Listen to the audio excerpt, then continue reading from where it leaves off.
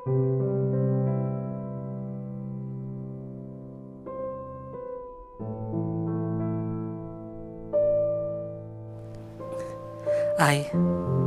ಹೇಗಿದೆಯಾ?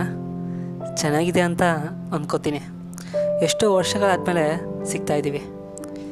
ನೀನು ಚೂರು ಬದಲಾಗಿಲ್ಲ, ಹಾಗೇ ಇದೆಯಾ? ಮದುವೆ ಆಯಿತು ಅಂತ ಗೊತ್ತಾಯಿತು, ಮತ್ತು ಹೇಗಿದೆ ಲೈಫು? ಎಲ್ಲ ಆರಾಮ? ಸರಿ ಬರ್ತೀನಿ ಅಂತ ಹೊರಟೆ.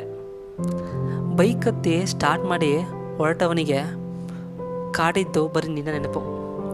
ಆವಾಗ ತುಂಬ ಮಾತಾಡ್ತಿದ್ವಿ, ಆದರೆ ಈಗ ಏನು ಮಾತಾಡಬೇಕು ಅಂತ ಯೋಚನೆ ಮಾಡ್ತಾಯಿದ್ದೀನಿ.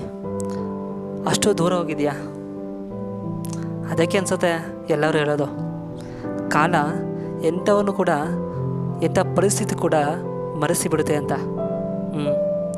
ಸುಲಭವಾಗಿ ಮರೆತು ಹೋದೆ ಏನೋ ನೀನು, ಅಷ್ಟು ಸಲೀಸಾಗಿ ಮರೆಯೋಕ್ಕಾಗ್ತಿಲ್ಲ ನಿನ್ನ ನಾನು. ಸುಲಭವಾಗಿ ಮರೆತು ಹೋದೆ ಏನೋ ನೀನು, ಅಷ್ಟು ಸಲೀಸಾಗಿ ಮರೆಯೋಕ್ಕಾಗ್ತಿಲ್ಲ ನಿನ್ನ ನಾನು. ಅಷ್ಟು ಸಲೀಸಾಗಿ ಮರೆಯೋಕ್ಕಾಗ್ತಿಲ್ಲ ನಿನ್ನ ನಾನು.